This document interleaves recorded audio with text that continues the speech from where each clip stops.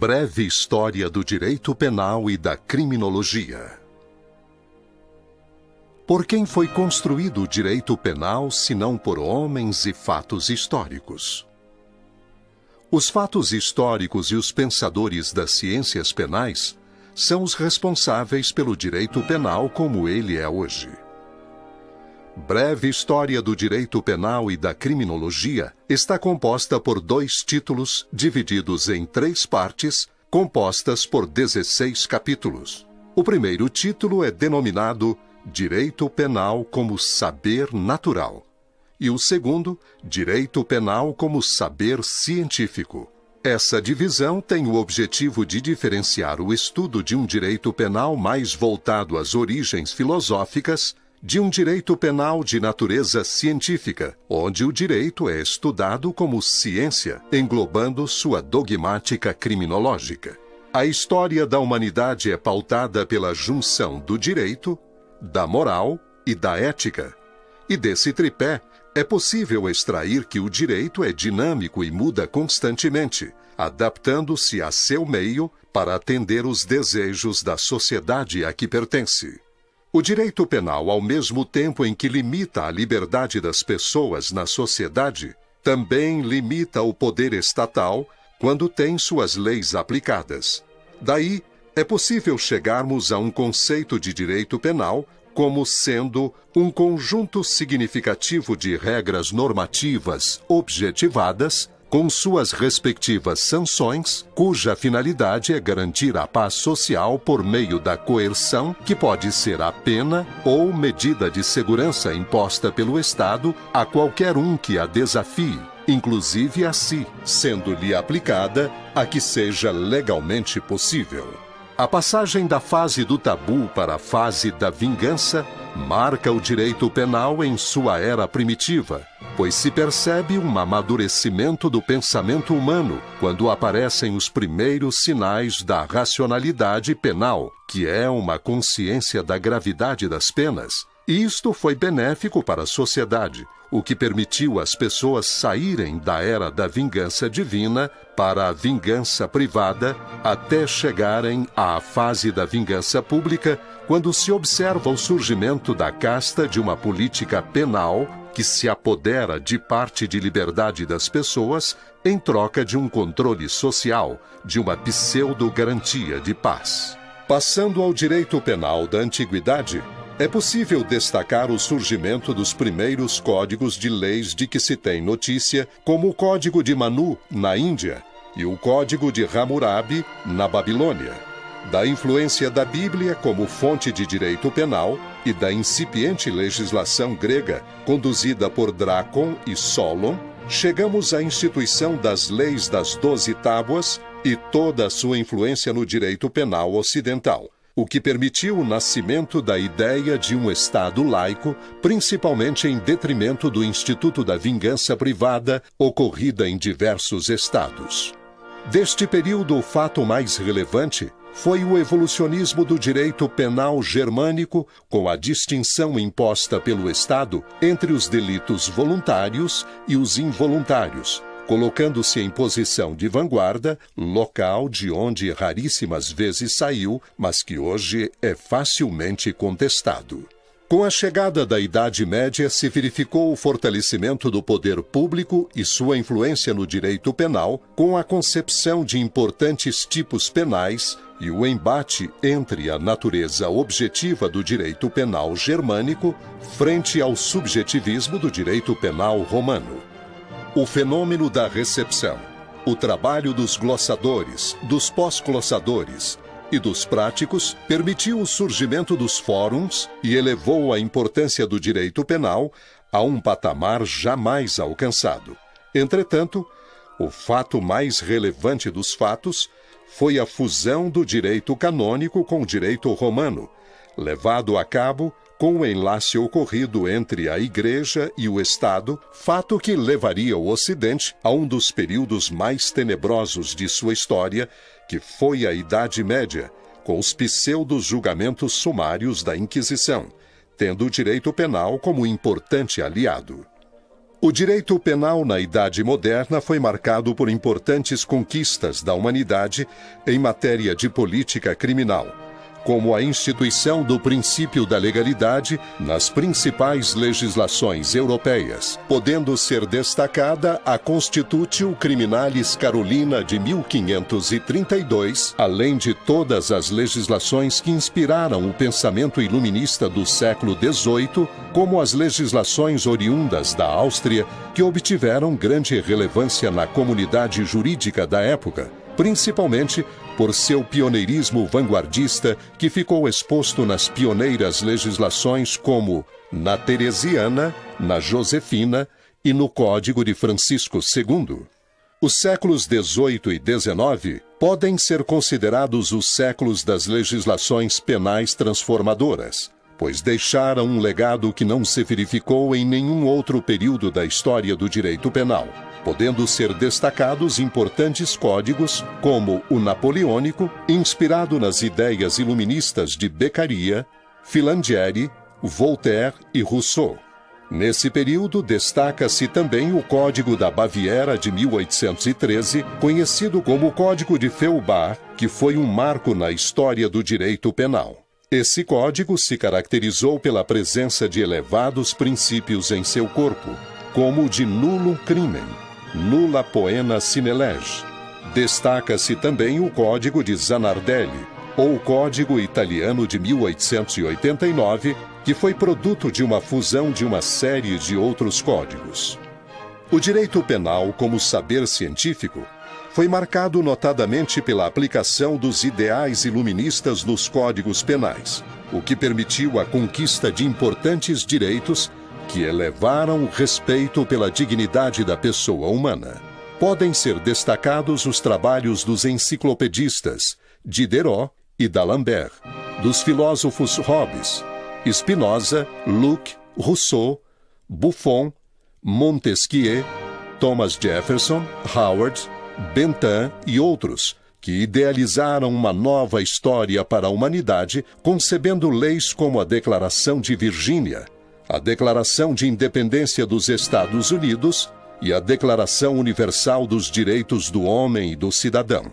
Assim, por tudo que representou para a história da humanidade, o século XVIII é um divisor de águas, um marco histórico, um bastião das liberdades e dos princípios de humanidade, como os de liberdade, igualdade e fraternidade.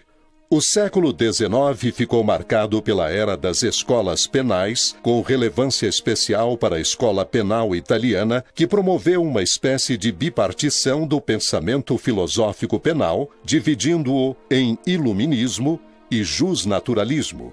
O primeiro, representado pela rigidez sistemática da obra de Filangieri, pela defesa do indivíduo e da sociedade nas obras de Romanosi, e pela defesa de Carminani, que pregava que o direito penal deveria ser tido como um limite ao livre-arbítrio. O segundo grupo, representado pelos defensores do jusnaturalismo, ficou marcado pela obra de Pellegrino Rossi, que criticava o papel do legislador de então, dizendo não ser benéfico ao direito penal, pois, segundo ele, quando a justiça de uma sociedade não serve à ordem moral, pode tornar-se um instrumento de servidão. Na mesma linha, Carrara defendia que o crime é um ente jurídico porque sua essência deve consistir necessariamente na violação de um direito. E Pessina, que vai dizer que, para que se configure legalmente a criminalidade de um determinado ato, é necessário que, além de sua previsão em uma lei positiva, se tenha agido de forma que torne impossível a observância de tal lei. Assim, o positivismo dava seus primeiros passos rumo a uma escola positiva. A escola clássica alemã foi marcada principalmente pela ideia de um imperativo categórico concebido por Kant, em oposição aos iluministas e aos utilitaristas, pela tríade filosófica de Hegel e pela concepção da teoria da coação psicológica, composta por Feuerbach, um dos mais importantes pensadores do direito penal em todos os tempos e que serviu de modelo para diversos códigos penais. No mesmo período, ainda tivemos importantes penalistas como o mexicano Lardizábal e o português Melo Freire. O destaque final fica para a escola positiva italiana, representada pela tríade positivista formada por Lombroso, Ferri e Garofalo. Destaca-se o trabalho de Lombroso, que sustentava a ideia de um delinquente nato, pelo qual os delinquentes eram considerados detentores de características físicas especiais e distintos dos normais. Ferri, o maestro de Pisa, foi o mestre da ciência criminológica e representante da fase sociológica do positivismo, tendo como destaque sua negação ao livre-arbítrio e suas lições sobre a finalidade da pena, substituindo a responsabilidade moral pela responsabilidade social, defendendo que as delinquências deveriam sofrer um ajustamento às condições mínimas e básicas de convivência social. Por fim, temos Garofalo, que defendia a ideia do delito natural e inimigo do Estado, onde a pretensão era defender-se dos inimigos anormais. O indivíduo, para este penalista, mesmo que nada tivesse feito, tornava-se passivo de punição pelo que era e não pelo que fez. Passava, portanto, a ser escravo de sua condição física e biológica. Estabelece-se a noção de responsabilidade social. Verdade seja dita, não há como entender a história do direito penal sem levar em consideração a história da humanidade. Isso é fato. Nessa esteira, não há como entender a história das grandes transformações do direito penal sem entender as grandes transformações por que passou a humanidade. Logo, não há como entender o direito penal atual sem entendermos os fatores que levaram às recentes transformações, principalmente as ocorridas nos séculos XVIII e XIX. A partir desses acontecimentos, é possível traçarmos uma rota segura até os recentes dias. Portanto, senhoras e senhores, eis uma breve história do direito penal e da criminologia.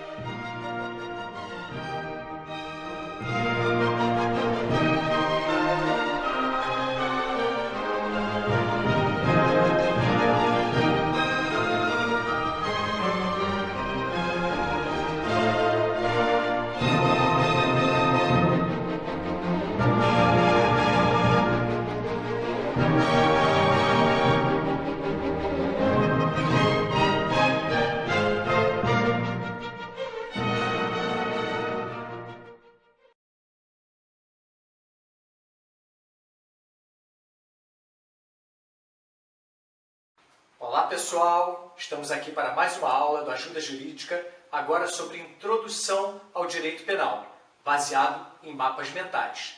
Muitos de vocês me pediram outros mapas, pediram outras aulas, então eu estou aqui hoje para explicar o mapa mental de introdução ao direito penal. Vamos lá então.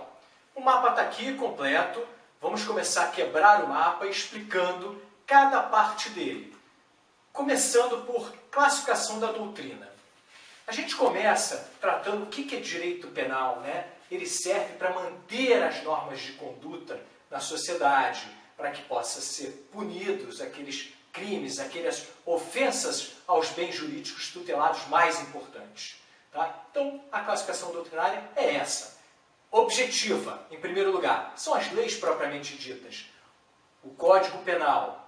Subjetivo é o direito do Estado punir. O primeiro é o direito subjetivo positivo. O que é isso? O Estado se baseia nas leis e oferece punições aos agentes que cometem crimes. E o negativo, o que é isso? Na verdade, o trabalho que é feito na constituição das normas, ou seja, o STF regula e restringe o poder das leis penais. Isso seria um efeito subjetivo negativo. Continuando aqui, a gente vai tratar agora de tipo de lei penal. Tem a completa, que é a lei penal que trabalha per si, ela tem um entendimento completo. E tem a incompleta ou em branco, que ela pode ser aberta, onde o juiz determina, na verdade, o complemento ou complementa a lei como, por exemplo, o caso de crimes culposos, que pode ser por imperícia, imprudência ou negligência, e o juiz vai enquadrar e avaliar isso. Itens em branco, que o nome é ruim, eu não gosto muito desse nome, mas é conhecido dessa forma, e que tem as próprias, que elas são complementadas por outras leis do próprio legislador, e a imprópria, que é complementada por um ministério, como, por exemplo, o complemento da lei do que são drogas, através do Ministério da Saúde, definindo isso, ou decretos, portarias. Ok? Continuando aqui, a gente vai trabalhar os princípios gerais do direito penal, começando pela missão do direito. O primeiro deles é de intervenção mínima, ou seja, direito penal é a última ratio, e que só deve ser utilizado quando as outras áreas do direito não foram capazes de cumprir o papel que deveriam, né? E sobrou, na verdade, em última instância, para o direito penal, que é o mais grave, que é o que tem penas privativas de liberdade, inclusive. Outro princípio, proteção dos bens jurídicos, ou seja, o que são bens jurídicos, né? Podem ser materiais ou imateriais, materiais à vida, né? Materiais à honra, por exemplo. Então são os bens, proteção aos bens tutelados, os mais importantes. E aí vem a fragmentariedade, que só deve utilizar para os bens tutelados mais importantes. Ok? Vamos lá. Princípios do direito ligados ao fato, materialização do fato. Ou seja, tem que existir, na verdade, uma intenção de fazer. Não se pune pensamento, se pune condutas. E aí tem que existir dolo ou culpa. Ofensividade ou lesividade. Tem que atingir o bem jurídico. Não pode simplesmente ser um pensamento, novamente não pode ser punido. Né? Insignificância ou bagatela, algo que é muito pequeno. Um arranhão, por exemplo. Não vamos iniciar por lesão corporal um pequeno arranhão. Anterioridade do fato. Só pode ser punido por um crime se a lei existir anteriormente. Ou seja, para que haja, na verdade, uma tipificação, a lei precisa existir. A pena é baseada na legalidade. Né? Legalidade quando é fato típico, ilegal e culpável. E aí você tem, então, uma legalidade no princípio. E retroatividade da lei mais severa. A lei não pode voltar, se a lei tornou-se mais rigorosa, ela não pode voltar para punir o réu de uma maneira mais severa. Proporcionalidade. A sanção deve ser proporcional ao crime cometido. Crimes mais graves, penas mais graves. Ne bis in idem significa o seguinte: ninguém pode ser culpado duas vezes pela mesma coisa. Agora, falando agente, responsabilidade pessoal. Ou seja, pessoal, não pode ter uma denúncia genérica, um grupo de pessoas. Sim, uma pessoa específica. Responsabilidade subjetiva. O agente tem que ter agido com dolo ou culpa. Ele tem uma responsabilidade sobre aquele ato. Culpabilidade, de novo, tem que ter agido com dolo ou culpa. Isonomia. Todos são iguais perante a lei, porém, podem ter tratamentos desiguais para os desiguais. Exemplo, Lei Maria da Penha, onde se entende que as mulheres são mais frágeis, então elas têm uma proteção a mais do que os homens neste caso. Presunção da inocência. A gente, na verdade, só pode culpar alguém depois de transitado em julgado. Né? Humanidade. Humanidade na verdade, que todos têm que ser tratados de maneira humanitária. Né? O réu tem que ser tratado de maneira humanitária. Igualdade. Todos são iguais perante a lei. E proibição em malam partem. Quer dizer, nada pode ser feito sem que haja, na verdade, algo concreto. Por exemplo, uma analogia em malam partem, ela é proibida, porque eu vou prejudicar o réu sem que haja certeza ou igualdade naquele fato. A gente fecha agora com um mapa completo e, mais uma vez, pessoal, façam sugestões, recomendem, sugiram temas. Estou aberto a também preparar aulas e outros mapas mentais de acordo com os interesses de vocês. Se registrem no canal para que vocês recebam informação dos novos vídeos. Curtam os vídeos também, isso é importante para divulgar. E compartilhem com os amigos. Conhecimento nunca é demais, vamos compartilhar. Um grande abraço.